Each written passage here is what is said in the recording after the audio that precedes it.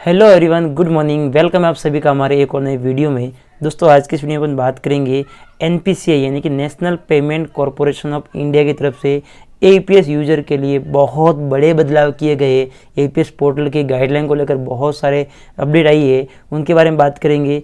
अगर आपको ये अपडेट नहीं पता है तो आने वाले समय में जो है हो सकता है कि आपके आधार कार्ड को एनपीसीआई अपने सर्वर पे ब्लॉक कर दे।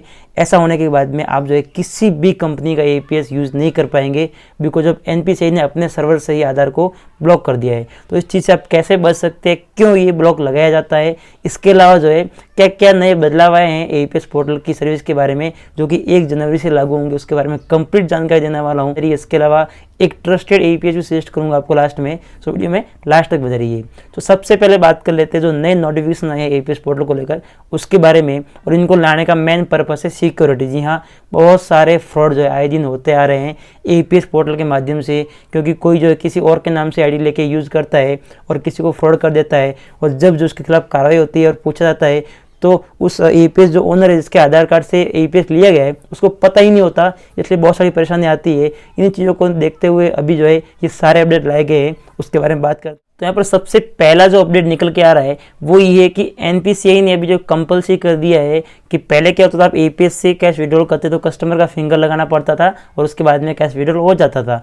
बट अभी क्या कंपल्सरी हुआ है कि जो ऑपरेटर है एपीएस का ऑपरेटर जिसके नाम से आईडी है उसको प्रत्येक ट्रांजैक्शन से पहले अपना फिंगर भी लगाना पड़ेगा। जैसे बैंक बीसी में होता था, सेम उसी तरह से भी इसमें भी कर दिया गया है। सभी एपीएस पोर्टल पे किसी भी कंपनी का आपके पास हो, वहाँ पे कस्टमर का कैश विड्रॉल करने से पहले आपको अपना फिंगर लगाना पड़ेगा। तो यहाँ पे एक जो है इसमें छूट भी मिलती है कि आपने फिंगर लगाया, उसके बाद में किसी कस्टमर का आपने विड्रॉल किया और उसके बाद में किसी और का कर लिया, ऐसे करके कंटिन्यू अगर आप विड्रॉल करते हो या फिर कंटिन्यू ट्रांजेक्शन करते हो तो कोई इशू नहीं है। 2 मिनट के अंदर अंदर आप जो है ट्रांजेक्शन दूसरा हो जाना चाहिए। मान लीजिए 1% का ट्रांजेक्शन किया, 1 मिनट या फिर 2 मिनट हुए, उसके जस्ट बाद में दूसरे का आपने कर लिया, ऐसे करके अगर 2 मिनट से ज़्यादा समय हुआ तो आपको दोबारा से फिंगर लगाना पड़ेगा, नहीं तो आप कंटिन्यू जो है इस चीज़ को कर सकते हैं।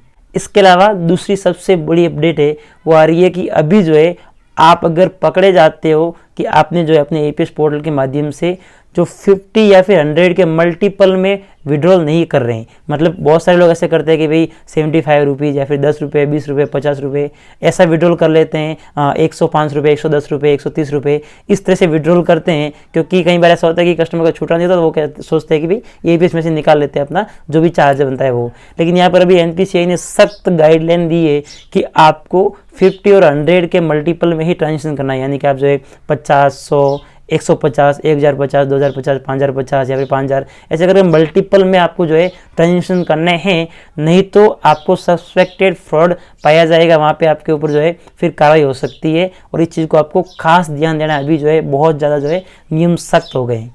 इसके अलावा जो मैंने आपको शुरुआत में बताया था आधार कार्ड लॉक किस किस कंडीशन में होता है और उससे आप कैसे बच सकते हैं, तो सबसे पहला काम आपको करना है, जब भी आप बायोमेट्रिक लगाए तो अगर 50% से ज़्यादा का रेशियो आता है फेल्ड का, यानी कि 50% ज़्यादा, यानी कि 10 बार ट्रांजेक्शन के लिए फिंगर लगाए, आपको खुद का बात कर रहा हूँ मैं, और उसमें से 5 बार अगर वो फेल्ड हुआ तो उस कंडीशन में जो है एनपीसीआई एक्टिव हो जाएगा और आपको जो सस्पेक्टेड फ्रॉड में डाला जाएगा, और उस कंडीशन में आपका जो एपीएस है उसको ब्लॉक किया जा सकता है। साथ ही साथ आपके आधार कार्ड को एनपीसीआई के सर्वर से भी ब्लॉक किया जा सकता है, जिसके बाद आप कभी भी किसी भी कंपनी का एपीएस यूज नहीं कर पाएंगे उस पर्टिकुलर आधार कार्ड के ऊपर।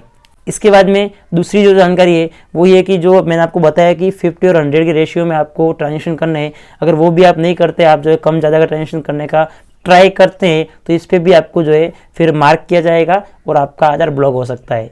इसके अलावा यहाँ पर जो है कई बार अपन क्या करते हैं कि सेम कस्टमर के अलग अलग बैंक से अपन जो है विड्रॉल कर लेते हैं और फिर जो है उसको पेमेंट अपन दे देते हैं। तो आपको ऐसा नहीं करना, एक ही कस्टमर का जो है एक ही टाइम में बार बार विड्रॉल नहीं करना अलग अलग बैंक से, इसमें भी जो है सस्पेक्टेड फ्रॉड जो है हो सकता है। सो उसके लिए आप अगर किसी का पेमेंट निकालना ही है तो आप क्या कर सकते हैं कि एक का निकाला, उसके बाद बीच में किसी और का निकालिए, उस दूसरे आधार कार्ड से फिर किसी और से निकालिए। इस तरह से करेंगे तो किसी भी तरह से परेशानी नहीं आएगी, नहीं तो आप परेशानी में फंस सकते हैं। ये कुछ अपडेट थे जो कि एनपीसीआई की तरफ से एपीएस पोर्टल के लिए भी नई गाइडलाइन जारी है, उसके अंदर आए। कुछ और भी अपडेट हैं वो मैं आपको नेक्स्ट वीडियो में शेयर करूंगा। इसके अलावा अगर आप एपीएस पोर्टल लेना चाहते हैं ट्रस्टेड, क्योंकि अभी आप एक ही एपीएस पोर्टल यूज़ कर पाएंगे इस गाइडलाइन के बाद में, क्योंकि बायोमेट्रिक जरूरी है, और अगर आप ऑपरेटर है आपके पास आईडी नहीं है तो भी आपको आईडी अपने खुद के नाम से लेनी पड़ेगी ताकि आपको किसी भी तरह से कोई परेशानी नहीं आए। तो उसके लिए आप जो है दिए गए नंबर पर संपर्क कर सकते हैं। हमारा पोर्टल हम आपको प्रोवाइड करेंगे जहाँ पर आपको बेस्ट सर्विस मिल रही है। ऑलरेडी बहुत सारे लोग इस सर्विस को यूज़ कर रहे हैं और किसी भी तरह से कोई भी परेशानी जो उनको नहीं आ रही है। सो आप में से कोई हमारा मल्टी-गेदिंग का एपीएस पोर्टल यूज़ कर रहे हैं तो आप कमेंट करके जरूर बताइएगा। और अगर आप पोर्टल लेना चाहते हैं तो आपको नंबर दिया हुआ है, इसके ऊपर आप व्हाट्सएप कर सकते हैं। तो चलिए दोस्तों, आज की वीडियो में इतना ही। उम्मीद करूँ आपको छोटी जानकारी पसंद आई होगी। अगर ये वीडियो पसंद आई तो लाइक कर दीजिए और आपकी क्या राय है इसके बारे में आप कमेंट करके बता सकते हैं। साथ ही अगर आपने अभी तक चैनल को सब्सक्राइब नहीं किया है तो चैनल को सब्सक्राइब करके बेल आइकन प्रेस कर दीजिए, क्योंकि यहाँ पर हम लोग आपके लिए ऐसी अपडेट लेकर आते रहते हैं। और नेक्स्ट वीडियो मोस्ट इंपॉर्टेंट है, तो चैनल को सब्सक्राइब करके रखिए ताकि आपको नई वीडियो की अपडेट सबसे पहले मिल सके। तो चलिए दोस्तों, आज की वीडियो में इतना ही। मिलते हैं नेक्स्ट वीडियो में किसी और जानकारी के साथ में, किसी और नई अपडेट के साथ में। तब तक के लिए जय हिंद, जय भारत।